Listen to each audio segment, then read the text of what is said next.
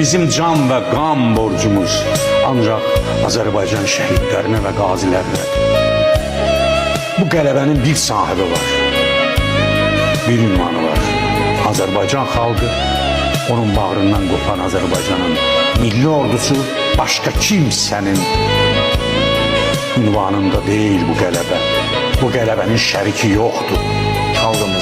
Xalqdır, milli ordumuzdur. Əşi, bunlardan nə gözləyirsən? Bunlar gedib torpaq alacaqlar. O uşaqlar getdi, aldı, o bayraqları onlar qaldırdılar. Bəzən deyir ki, bu müəllimlərə, bunlar nə öyrədirlər bu uşaq? O müəllimlərin tərbiyə verdiyi uşaqlar idilər, getdilər.